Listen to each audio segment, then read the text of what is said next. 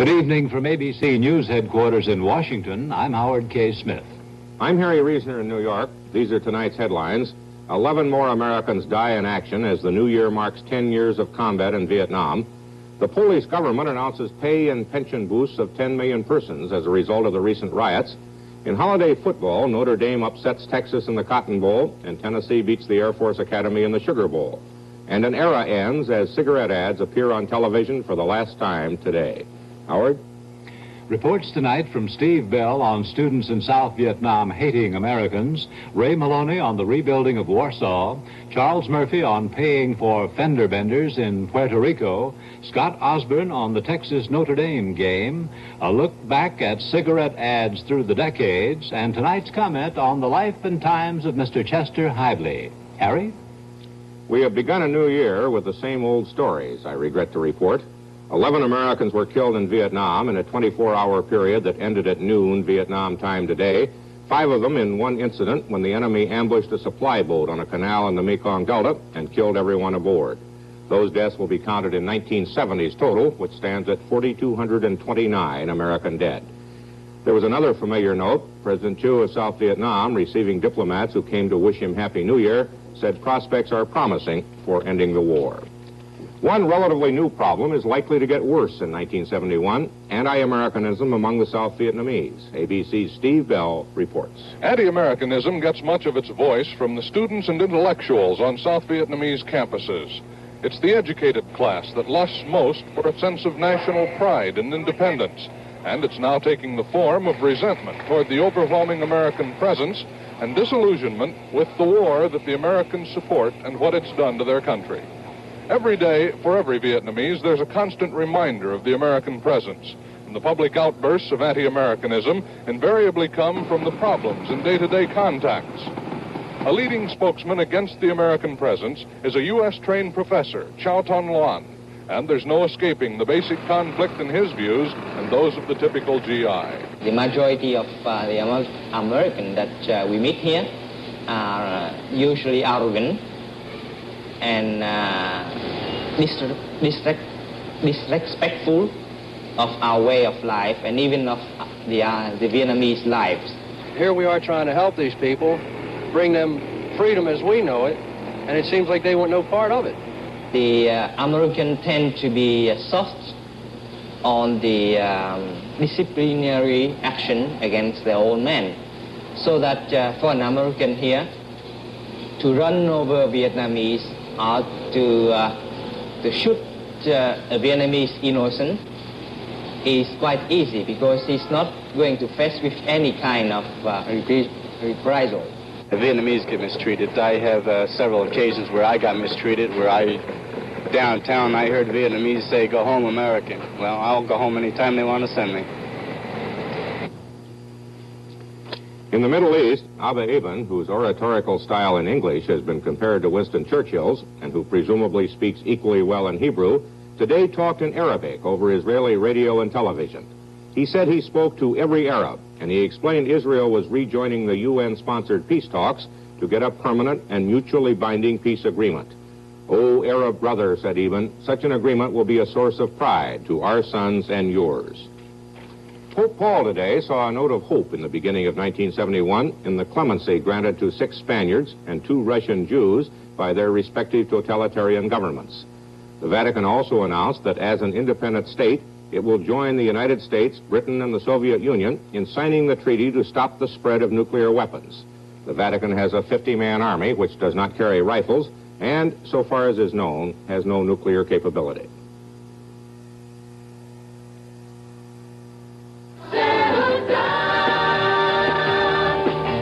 Settle down?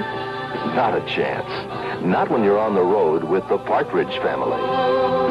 Travel free and easy. Gotta get on. There's this guy I want you to lean on. His name is Danny Partridge. We got a message for you, Partridge. You're squeezing my duck, sir. Well, if you must know, I have a date. With a guy? You're kidding. What did you do? Oh, the usual things one does on a date. You're kidding. Spend some time with Shirley Jones and the Partridge Family. Every week on ABC. Enjoy great family entertainment with the Partridge Family tonight at 8:30, 7:30 Central Time. Tell everyone I've gone on the road. 30 years after, the British today released secret documents dealing with the first full year of World War II, 1940.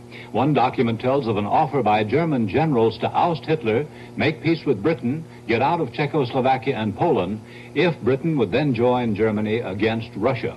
The British answered via the Pope, get rid of Hitler and then try us again. The generals did not. Another document expressed fear of British diplomats that President Roosevelt was trying to force peace with the Nazis that year in order to win the U.S. elections. That was their opinion. No evidence was given. One of the ugliest memories of that war was the utter destruction of Warsaw by the Nazis. ABC's Ray Maloney reports the memory remains, but the city is reborn. An attractive medieval square, like many you can see in Europe. Not this one. This is unique. This is the market square in the old city of Warsaw. 26 years ago, in 1944, it looked like this. This is official film taken by the German army. Warsaw must be razed to the ground. The official written order of Adolf Hitler in retaliation for the continued resistance of Poland to the Nazi occupation. 800,000 people died in Warsaw alone as the German army systematically, deliberately destroyed block after block of buildings. Warsaw had lived for 700 years. The Nazis obliterated 80% of it in 2 months. The old city was 98% wiped out. The destruction was still going on less than 12 hours before the Russian army entered Warsaw. For the Poles, homeless, starving, their first post-war aim was the rebuilding of the 8 obliterated acres of the old city, the loveliest part of Warsaw. It took them 10 years, $50 million, but this is what it looks like today. They had to build a special factory to make the right kind of bricks. The money they spent could easily and more profitably have been spent on other things, but the Poles feel it was worth it. With the rebirth of the old city, they claim, they have regained their links with the past. They have, as a byproduct, also created a unique, tiny island of color in the otherwise gray communist world of Warsaw. This is Ray Maloney, ABC News, Warsaw. Poland's new government announced wage increases this afternoon for about 10 million people. Men working for $35 a week will now get $42, but the shipyard workers who started last month's riots received no increases at all. Poland's Catholic cardinals strongly condemned the government today for the way those riots were put down. A letter read from every pulpit in the land warned that suppression is not conducive to peace.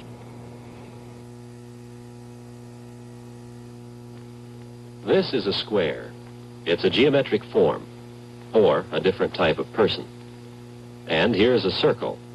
Different from a square? Sure.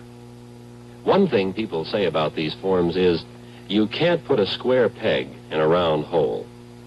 But both the square and the circle are a line coming together.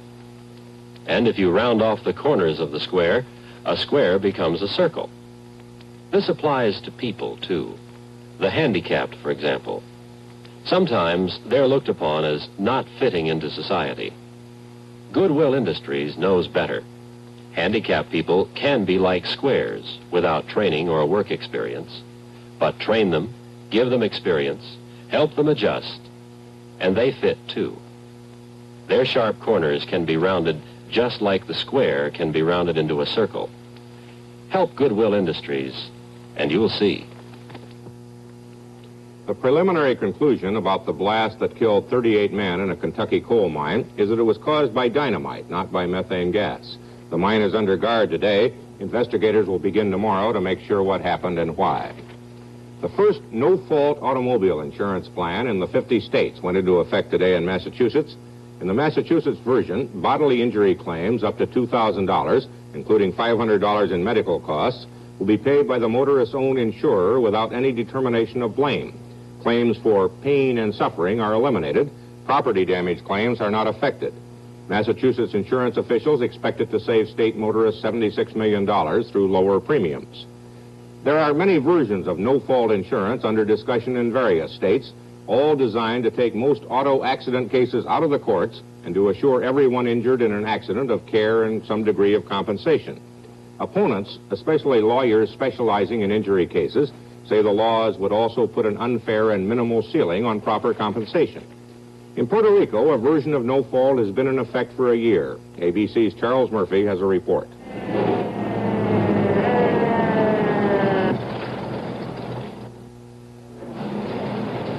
Mrs. Rose Reyes suffered a brain injury in an automobile accident recently.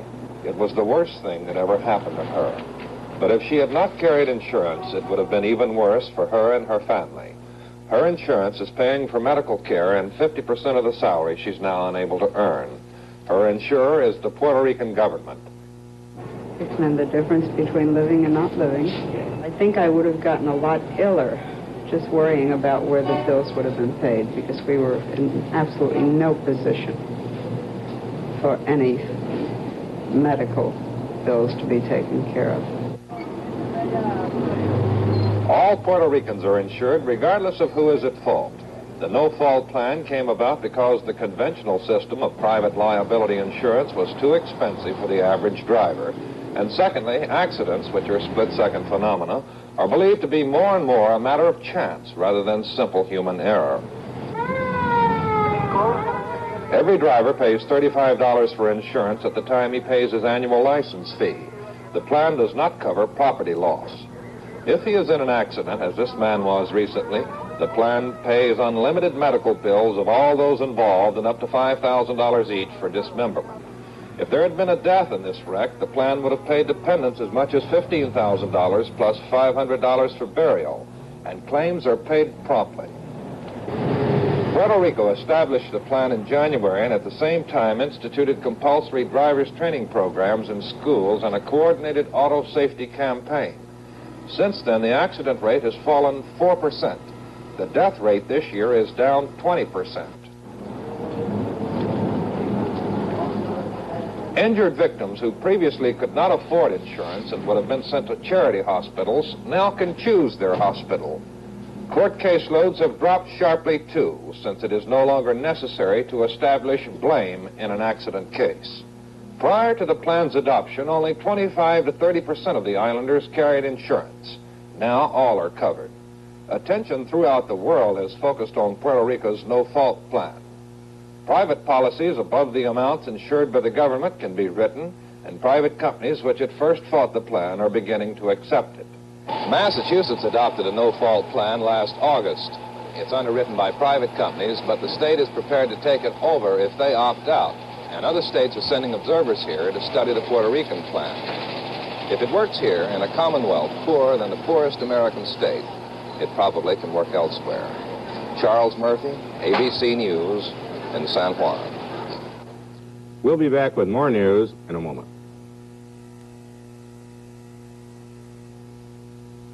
In our nation's capital is the largest and most modern crime detection organization in the world, with facilities for constant training of agents. Thousands of dedicated men and women process, collate, classify, and file every fragment of criminal evidence. This is the FBI. Each week, we bring you a story of the unceasing war against the greedy and vicious forces that wage war against you. In this war, there can be no truce. In this war, there can be no ceasefire. They've started a test flooding of all the feeder outlets. Let's go after them. Defending you are the men of the FBI. This is the FBI. Come out with your hands in the air. I'm Ephraim Zimbalist, inviting you to join Philip Abbott, William Reynolds, and me every week on the FBI. The FBI tracks down a ruthless kidnapper Sunday evening at 8, 7 Central Time on ABC.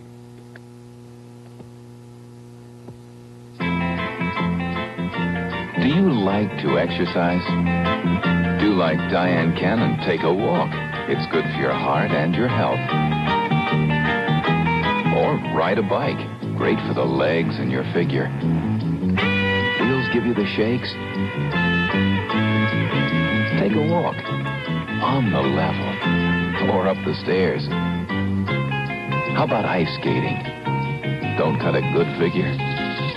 Take a walk. Or a dip in the pool. Not a fish. Take a walk.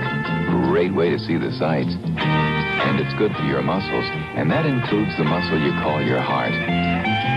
To know what exercise is best for you, ask your doctor. For further information, ask your heart association. Call them up. Better yet, take a walk. The East Coast lies smothered tonight under the first big snowfall of the season. Snow emergencies were declared today in Massachusetts, New York City, and here in Washington. Major airports were closed most of the day. The president escaped by helicopter from his snowbound White House this morning and flew to Camp David in the Maryland mountains. With him went his daughter Tricia and her boyfriend Edward Cox. The Capitol is even more deserted, but only for the day. Both houses come back tomorrow for a short session and probably for a formal end to the 91st Congress. The president, most congressmen, and in fact most Americans spent much of this day watching football games on television. At late afternoon, it was the Rose Bowl, Ohio State against Stanford. Earlier, the nation faced an agonizing choice between two bowl games underway at the same time, the Cotton Bowl and the Sugar Bowl. To fill you in on the plays you missed while switching back and forth, here is ABC's Scott Osborne on the Cotton Bowl. Football pride and tradition were matched at the Cotton Bowl in Dallas. Texas Longhorns saw their 30-game winning streak come to an abrupt end when the Irish of Notre Dame came up with a 24-11 victory today. Thus, the Irish avenged their narrow loss to Texas in last year's Cotton Bowl. Eddie Phillips, Texas hard-running quarterback, ignited the first fireworks with a 63-yard ramble on a keeper. He finally went down on the Notre Dame 10-yard line, but the Longhorns could manage only a field goal after 4 plays. The Irish struck, quarterback Joe Theismann tossing to his end Tom Gatewood, who hobbled into the end zone. And on the return kickoff, another bit of luck for the Fighting Irish. They covered this Texas fumble on the Longhorn 11-yard line. Seconds later, quarterback Joe Theismann went in for Notre Dame's second touchdown. Then Theismann again galloped into the end zone for the third and final Irish TD.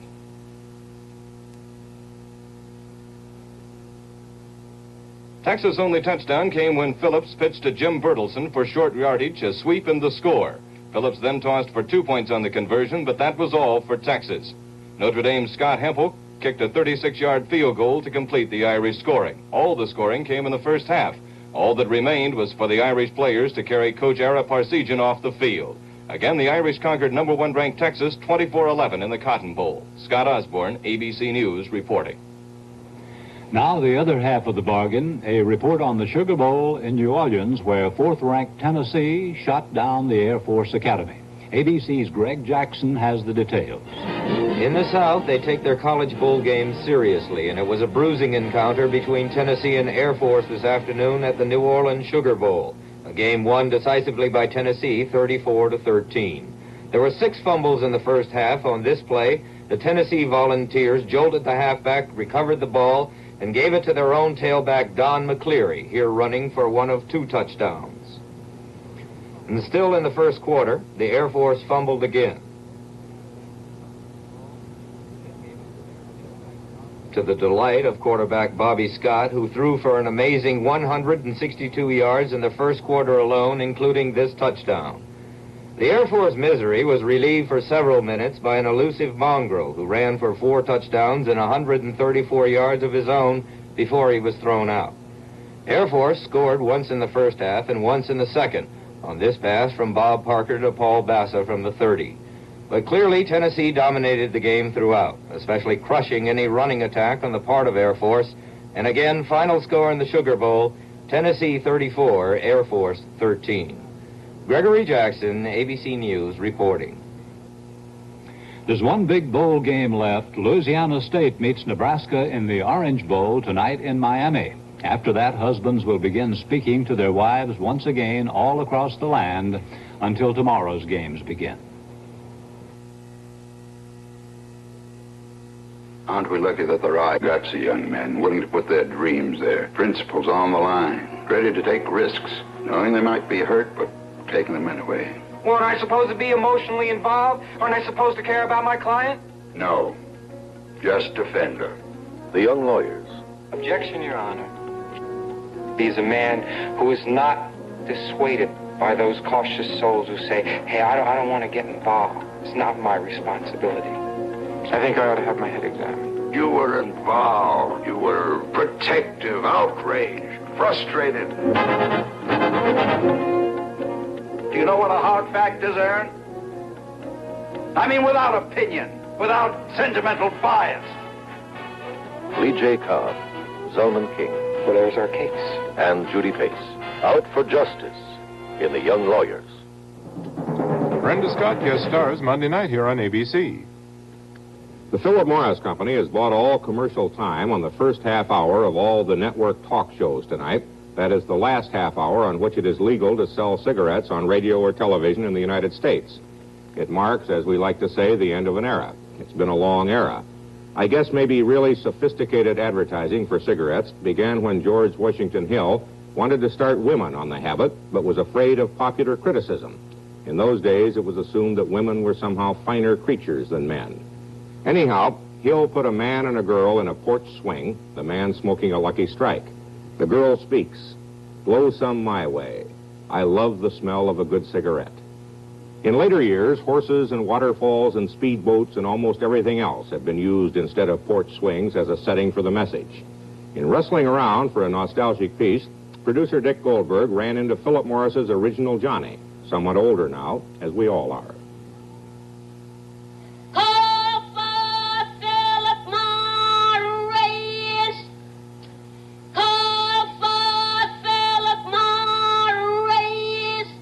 Light up for lucky. It's light up time. Be happy, go lucky. It's light up time. Over, under, around and through. Pell-mell travels, pleasure to you. Smoke. Ooh. What's it like to smoke an Alpine? Hi, I'm Lee Marvin, just brushing up on my judo and enjoying my favorite smoke, Pell-mell. Tarleton smokers would rather fight than switch. A hint of mint makes the difference. So fresh that you know the difference. You can light either end. Buy Pell-mell Famous cigarettes. Outstanding. And they are mild. Here's a story about a cigarette that's sure to please. Keeps you smoking fresh and friendly as a southern breeze. The hint of mint and Newport refreshes while you smoke. Refreshes, refreshes, refreshes while you smoke. Are there any questions, man?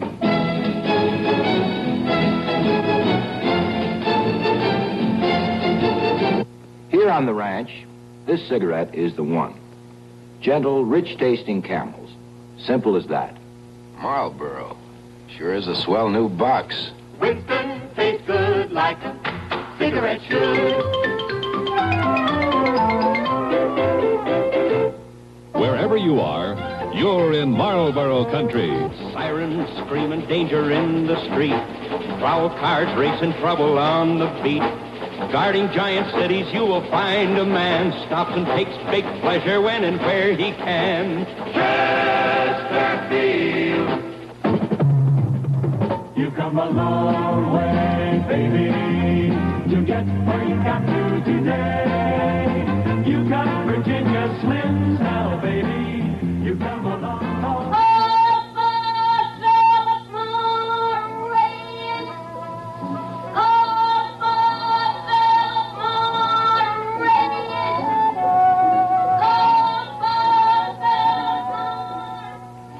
Well, it isn't like saying goodbye to an old friend, I guess, because the doctors have convinced us they aren't old friends. But we may be pardoned, I think, on dim winter nights in the future, sitting by the fire and nodding and saying, remember LSMFT? Remember Glenn Gray playing smoke rings for the Camel Caravan? Remember nature in the raw is seldom mild? Remember all those girls who had it all together? Howard will be back with comment in a moment.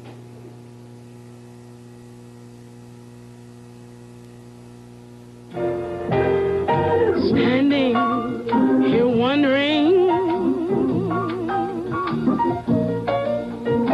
which way to go. So much confusion in this world.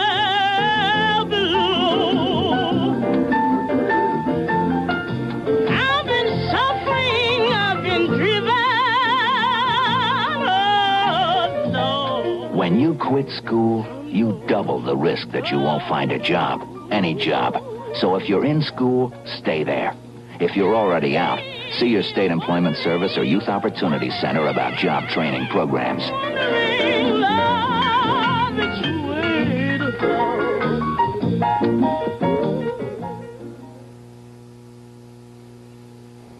We in the news trade are often accused of reporting only bad news, unrepresentative of what is really happening. It's true. Sometimes I think that the daily diet of misery we subject you to is enough to cause collective suicide. Well, today, in honor of the new year, I report an item of good news altogether representative of the way things really are. The headline is, Writer-Producer Not Guilty of Horror Murder. Here's the story.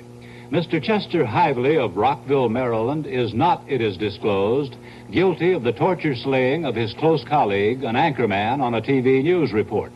One evidence of his innocence is the murder did not take place. Mr. Hively, a regular taxpayer, supporter of equal rights, opponent of warfare, friend of ecology, arose at his home today, did not beat his wife or children, and failed to set fire to his home on leaving. At his office, he neglected to embezzle his company's funds and laid no plans for a tryst with his paramour, in part because he has none. It was then that the climactic moment happened. The dread deed failed to take place. Now, all of that is true, and it is good news. It represents what far most Americans are doing far most of the time. The trouble is we can't get you interested in it. But let Mr. Hively vary his ways a little and do his colleague in. You'll be fascinated, and every news outfit will report it. I won't, because I'm the anchorman that he shall, up to that point, have failed to do in. As Gabriel Heater used to say, there's lots of good news tonight, but it doesn't grab you, and that's our problem. Harry? Thank you, Howard. I'm glad everything went well in Washington today, even if, as you say, that meant no story. Up here, we did have some trouble with paramours, but nothing worth reporting. That's the holiday news and a comment. I'm Harry Reasoner. Good night.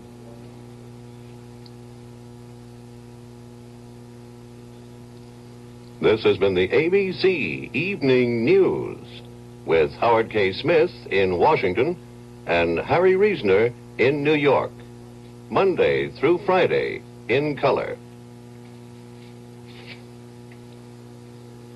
ABC News will broadcast President Nixon's question and answer session with 4 network correspondents on Monday night, beginning at 9 p.m. Eastern Time. Howard K. Smith will be ABC's representative on the broadcast, entitled A Conversation with the President. Monday night, beginning at 9 p.m. Eastern Time.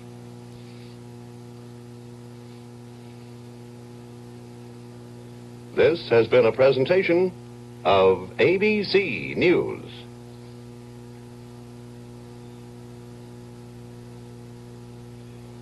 The East is out for revenge in the East-West Shrine All-Star Game. The West has won the last 2 games.